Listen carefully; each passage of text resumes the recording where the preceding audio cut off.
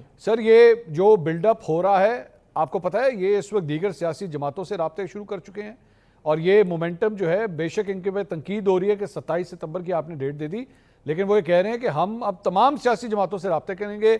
उसमें JUIFA भी शामिल है, उसमें पाकिस्तान पीपल्स पार्टी भी है, वो तो मैं कादिर साहब से बाद में पूछूंगा। लेकिन ये मोमेंटम बिल्डअप हो रहा है। दूसरी जगह आपके वफाकी वजीर कह रहे हैं सिस्टम कोलैप्स कर चुका है। आपको आने वाले हफ्ते आप अपने लिए मुश्किल दिखाई दे रहे हैं? शुक्रिया खान साहब। जिन वफाकी वजीर साहब को आप रेफर कर रहे हैं, उनके कोलैप्स होने को आप बता रहे हैं, लेकिन उन्होंने फिर 5 साल की हुकूमत को दुआ भी दी है, तो उसका भी जिक्र करें ऑन द लाइटर नोट। खैर, मैं आपके सवाल पे आता हूँ, मेन सवाल पर। चले, जितनी शिद्दत से मैं मेरे इसको भाई, उज़ैफा साहब नहीं, मैं मिक्सअप करके कर देता लेते हैं जो ना। है मिक्सअप करके सर आपका सिस्टम सर कोलैप्स कर चुका है, लेकिन ये कोलैप्स सिस्टम 5 साल पूरे करेगा, इस तरह ठीक है? नहीं नहीं, ऐसे नहीं। मोहसिन नकवी साहब ने जो कोलैप्स सिस्टम की बात की, उनकी मुराद उस सिंध से थी जिस कराची में 20 साल से एक जमात की हुकूमत है, जो कराची दुनिया की कई मईशतें चला सकता है, लेकिन उस कराची के अंदर जो इंफ्रास्ट्रक्चर का हाल है, जो रोड नेटवर्क का हाल है, जो म्यूनसिपल इदारों का हाल है, वो मुझसे ज्यादा आपको पता है। उन्होंने उस KPK की बात की है जहां पर 13 साल से एक ही जमात की हुकूमत है। इन 13 सालों में एक टीचिंग हॉस्पिटल पूरे KPK में नहीं बना। जिस KPK के अंदर मेट्रो बनाई गई तो 105 अरब की मेट्रो बनी, जबकि पंजाब ने 105 अरब में 3 मेट्रोज बना दी। तो बात यह कि कोलैप्स की बात तो दुरुस्त है, लेकिन कोलैप्स कहाँ का सिस्टम की है, ये किस सूबे का की है, इस पर जरा रोशनी यानी आप उन्होंने नहीं एक डाली, मिनट वो एक मैं मिनट डाल रहा एक हूँ। यानी मैं क्लियर कर दें, आपका ये कहना है कि मोहसिन नकवी साहब जो कोलैप्स करने की बात कर रहे हैं वो सिंध और KP की बात कर रहे हैं, पंजाब की जी बात नहीं जी, कर रहे? 100%। अच्छा। 100%। क्योंकि देखें, पंजाब में तो नकवी साहब ने 9 महीने बेहतरीन वजीर आला निगरान के तौर पर काम किया। उसके बाद मरियम नवाज साहिबा ने अपने वालिद और अपने चचा के जो फुटप्रिंट से उनको फॉलो किया। तो ये तो अंधे को भी पता है कि KPK और सिंध के अंदर क्या हाल है। आपने कराची के अंदर वैसे जो हुज़ैफा साहब, मेरी कम अकली के लिए मैं माजरत, लेकिन आपने अभी तक मोहसिन नकवी साहब के मुंह से मरियम नवाज साहिबा की कोई तारीफ सुनी है? वैसे ही पूछ रहा हूं मैं। मैंने बेशुमार दफा मरियम नवाज साहिबा के काम की तारीफ नकवी साहब से सुनी है। मेरा कब उनसे कब चूंकि जाती भी बहुत अच्छे मरासिम कब है। कब कब सुनिए, कब अब सुनिए, कब सुनिए? कोई कोई 1 डेढ़ महीना पहले कोई बात हुई तो उन्होंने नहीं, मुझे कहा, जो पब्लिक डोमेन में पंजाब, जो सर। सुने मैं बता देता हूँ सर, आपको। वो समोसों की प्लेट पे नहीं कह रहा मैं, पब्लिक डोमेन में कह रहा हूँ। पब्लिक डोमेन में कुछ कहा है उन्होंने? चले, पब्लिक डोमेन में भी मैं नकवी साहब को गुजारिश कर दूंगा, वैसे कम ही आते हैं मीडिया पर, कि मरियम नवाज साहिबा की जो हकीकी कारकर्दगी है, जिसका वो एतराफ दिल से करते हैं, उसकी पब्लिक गैदरिंग में भी एतराफ कर लेंगे। मैं और सवालों का जवाब भी दे दूं अगर आप इजाजत दें तो मुझे। गो हेड सर, गो हेड। अच्छा, गुजारिश सर ये कि एक तो पंजोता साहब एक वर्कर क्लास से हैं, इंतहाई मेहनती आदमी है। ऐसे लोगों की मैं इज्जत इसलिए करता हूँ कि उन्होंने बदतरीन हालात में अपनी जमात का अलम उठाया और अपने कलम से, अपनी जबान से अपनी जमात के हक में बात की। तो इन लोगों की इज्जत करनी चाहिए। लेकिन मेरे भाई पंजोता साहब ने जिस शिद्दत से उम्मत मुसलमा के मकबूल तरीन लीडर को एक आंख से जो है वो महरूम कर दिया, जी। अब उसी शिद्दत से मेरी गुजारिश सुन लें कि जिस सलमान सफदर को रेफर कर रहे थे, जब ये मुलाकातें करने जाया करते थे उनसे, उसी सलमान सफदर ने सुप्रीम कोर्ट को रिपोर्ट में लिखा है कि उनकी आंख की बिनाई तेजी से वापस आई है और उनकी आंख रिकवर हुई है और रोड टू रिकवरी बड़ी तेज है। ठीक है। और उसी सलमान सफदर ने बैरिस्टर गौहर साहब की बात कही, क्योंकि आंख सबसे कीमती हिस्सा होता है, जिस्म के चंद कीमती हिस्सों में जो इर्रिपेरेबल लॉस होता है। हम सबकी दुआ है कि अल्लाह ना करे बानी तहरीक इंसाफ की आंख की बिनाई चली जाए। लेकिन मसला ये है कि तहरीक इंसाफ, अगर आज मैं ये कह दूं कि अल्लाह ना करे मेरे मुखाक कि बानी तहरीक इंसाफ की एक आंख की बिनाई जा चुकी है, मैं ट्विटर पे टॉप ट्रेंड होऊंगा। और अगर मैं ये कहूं कि बानी तहरीक इंसाफ की आंख को कोई खतरा नहीं है, ये सारे मुझे तनकीद का निशाना बना कर, क्योंकि उससे इनका बयान नहीं ये बनता। हुज़ैफा साहब, और आपके ख्याल में बहुत बड़ी मैं खबर दे रहा हूं, आपके जी एक जी, बड़ी आप खबर दे दें, आपको दे दे रहा दें, हूं, दे दें, दे दें। बहुत बड़ी खबर ये दे रहा हूं कि, और अगर ये मेरी खबर गलत हो तो कोई और मेरे खिलाफ NCCI में जाए ना जाए, मैं अपने बड़े भाई मंसूर अली खान को इसलिए ये इख्तियार देता हूं कि मैं उसके प्रोग्राम में बैठ के उसकी स्क्रीन को इंजॉय कर कर उसके जरिए व्यूअर्स में खबर पहुंचा रहा हूं।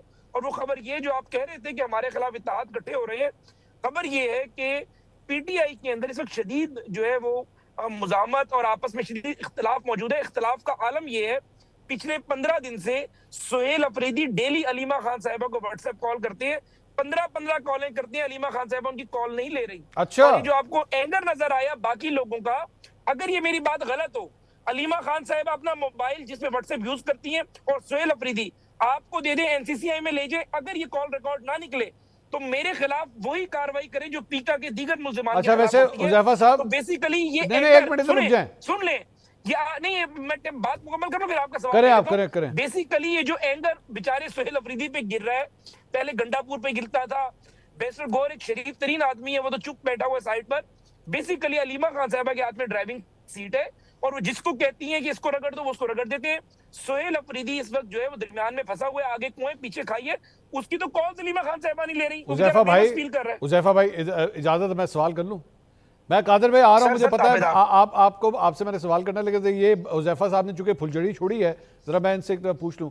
सर, आपको पता है कि किसी की प्राइवेसी इन्वेड करना भी जो है वो पीका एक्ट के अंडर आता है, अगर आप उसकी प्राइवेट मालूमात जो है वो अफशा कर दें? आपको पता है ना इस बात का? बिल्कुल आता है। अच्छा, आप ठहर जाए नहीं ठहर जाए ना सर, मैंने सवाल तो कर लें दो, ओ भाई मैंने सवाल तो कर लें दो, नहीं मैंने सवाल पहले करने दें, सवाल करने दे फिर जवाब। आपके नेज़े पे रख रहा हूं, नहीं, मैं अपनी गर्दन को आपके नेज़े पे रख रहा हूं। आपने सुहेल अफरीदी ने अलीमा खान साहबा को फोन किया, या ये बात सुहेल अफरीदी को पता होगी या अलीमा खान को पता होगी? आपको किस तरह पता है? आपने दोनों के फोन हैक किए में? देखिए, पहली बात, बिल्कुल अगर मैंने प्राइवेसी किसी की ब्रीच की है तो बिल्कुल I should be taken to the task. वही रॉन्ग डूइंग है जो एक आम आदमी के लिए हो। लेकिन अगर ये बात सुहेल अफरीदी या अलीमा खान ने किसी को बताई है और किसी ऐसे शख्स को बताई है जिसने मुझे शवाहिद समेत ये बात आगे बता दी, तो फिर तो मेरे ऊपर कोई जुर्म लागू नहीं है। फिर कोई जुर्म नहीं है, फिर कोई जुर्म नहीं, फिर आप फिर ये बड़ी खबर है। चले, मैं इस पे आपको बता रहा हूं जी, ठीक है। और अगर ये खबर मंसूर अली खान साहब, आप क्योंकि बड़ी वेल कनेक्टेड जर्नलिस्ट है, मुझे पता है हर शोबे में आपके सियासी जमातें हों, एस्टेब्लिशमेंट और जुडिशियल ताल्लुकात हैं, इसको आप इन्वेस्टिगेट कर लें। ये खबर अगर गलत हो तो आपका हाथ होगा, मेरा गिरेबान होगा। अल्लाह ना करे सर। मैं कादिर मंदोखेल साहब, ये आपने सर हुज़ैफा साहब की गुफ्तगू सुनी, उन्होंने कहा मोहसिन नकवी साहब का बयान आपके सूबे के लिए था, सूबे सिंध के लिए था, सिस्टम वहां पे कोलैप्स कर गया, कराची के अंदर कोलैप्स कर गया। Your remarks? मेरे ख्याल में मंसूर अली खान साहब, जो ज़फ़र रहमान साहब ने कहा कि आपका हाथ और मेरे गिरेबान होगा, अगर इसी बात पे आ जाए तो मेरे ख्याल में हज़ारों लोगों के हाथ ज़फ़र रहमान साहब के गिरेबान में होंगे। क्योंकि एक शो में मेरे साथ उन्होंने कहा कि हमने इमरान खान साहब को ऑफर की है कि आप मिडिल ईस्ट के किसी मुल्क में चले जाए, तो इमरान खान साहब ने नहीं, मुझे आप यूरोप या अमेरिका भेज दे। जब एंकर ने सवाल किए कि ये बातें आपको कैसे पता, ये ऐसे नहीं है भाई चुप कर यार, मैं बीच में नाम बोलता क्योंकि मेरे ऊपर इल्जाम लगा रहे हैं, मैं शो में बैठा हुआ हूं। ये बिल्कुल आउट ऑफ कॉन्टेक्स्ट। मैंने ये कहा कि बानी तहरीक इंसाफ की ख्वाहिश है डील की। चुप करो, अपनी बारी पे बोलो यार। हुज़ैफा साहब, नहीं, मैं बिल्कुल गुफ्तगू के बीच में नहीं बोलता। हुज़ैफा भाई, आप रिबटल दे दीजिएगा। हुज़ैफा साहब, रिबटल दे दीजिएगा, जरा कादिर साहब बात कंप्लीट कर लें। जी कादिर साहब, गो अहेड। यार खुदा की कसम, झूठ की और फरेब की तो सियासत इन्हीं से सीखे कोई। अच्छा जी, मैं वो शो आपको भेज दूंगा, क्लिप मेरे पास पड़ा हुआ है, जो उन्होंने ये कहा कि हमने इमरान खान को ऑफर किए मिडिल ईस्ट किसी मुल्क में, तो एंकर ने बोला और इमरान खान ने बोला नहीं, मुझे यूरोप या अमेरिका भेज दिया। तो एंकर ने सवाल किया कि आपको कैसे पता? बोले हमारे पास ऑडियो टेप है। चैलेंज करता हूँ ज़फ़र रहमान, मेरी बात को झुठला दे। और फिर ये मेरे गिरबान किया, हजारों पीटीआई के लोगों के आज भी तेरे गिरबान में होंगे, खैर आपके ऊपर क्या फर्क पड़ता है। फिर दूसरी बात, वो तर्जमानी जो कर रहे हैं या उसकी तशरीह कर रहे हैं मोहसिन नकवी साहब की, कोई अक्ल का अंधा बता दी मुझे कोई ये बात कि मोहसिन नकवी है शहबाज शरीफ काबिने का, और वो उनको पता है पर मुराद अली शाह की और सुहेल अफरीदी की काबिना के। कोई अक्ल वाली बात कर, खुदा का वास्ता, पूरे दुनिया आपको देख रही है। और फिर मोहसिन नकवी साहब ने जो बातें की है, ये बात भी क्या मुराद अली शाह और सुहेल अफरीदी के लिए कही कि शहबाज शरीफ जो ना अगर 12 घंटे काम कर रहे हैं, वो अगर 16 घंटे भी कर रहे तो होने का कुछ नहीं। यानी एक निकम्मा वजीर आजम है और एक नायब वजीर आजम है, वो छोटे बच्चे की तरह जो टीचर 2 थप्पड़ भी मारे और कलम दवा तख्ती उसको गिरा दे, कोने में बिठा दे, फिर उस निकम्मे स्टूडेंट ने कुछ नहीं लिखना, ये उसके का अल्फाज है। मतलब मैं तशरीह ये ले रहा हूँ। फिर बिलावल भुट्टो साहब ने भी तो कहा कि ये फॉर्म 47 का वो वज़ीर आज़म है, मरियम भी फॉर्म 47 का है। मेरी तशरीह ये कि वो ये कहना चाह रहे हैं कि ये 2 नंबर वज़ीर आज़म है, 2 नंबर वज़ीर आला है। अब आप घूमते रहो आगे। सवाल ये सारी चीजें फिर जब आप घुमा रहे हो दूसरी की तरफ तीसरी की तरफ, चीख चीख के और जो ऊंचे बात पे करके, इनसे आप किसी को कन्विंस नहीं कर सकते। मुझे पता चला आप भी छोटे मोटे वकील हो, तो आप ये करते हैं, आप अपनी आर्गुमेंट से, दलाल से अगले को कन्विंस कर ले।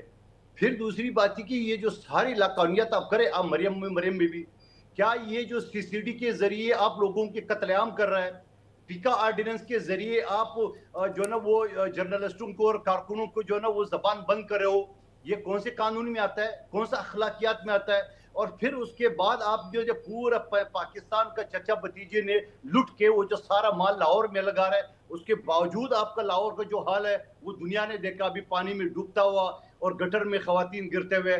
और फिर आपके आज की बात है, जो गाजियाबाद एक पुलिस स्टेशन में एक वो जो है वो क्या कहते हैं जो बच्ची है जो मेंटली अपसेट है, उसके साथ आपके पंजाब के ताकतवर पुलिस जैसे कहता है उसके सब इंस्पेक्टर उसके साथ जाती किए।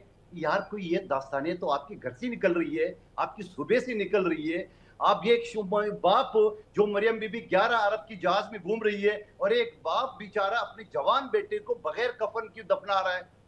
कोई जवाब आए किसी के पास? कोई वो है, निदामत है? 16 साल बच्ची को जो बाप के माँ के गोद में उसको चलनी कर दी है कोई निदामत के बयान मरियम बीबी की या किसी उजरा का? और फिर आपको उस सीसीडी कादिर भाई एक बात बताइए, कादिर साहब एक सवाल का जवाब दीजिए। तफ्तीश भी हम ही करेंगे।